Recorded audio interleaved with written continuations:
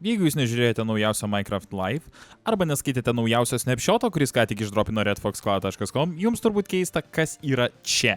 Man irgi. Pažiūrim, kas čia toka. 24W40A Minecraft snapshote atsirado naujas biomas pavadinimu Pale Garden arba bliškusis sodas. Šis biomas gana bliškus, pilkšvas, todėl žiūrint atrodo, jog nebematote spalvų arba uždėtas juodos ir baltos spalvos efektas. Bet ne, šitas biomas būtent taip ir atrodo.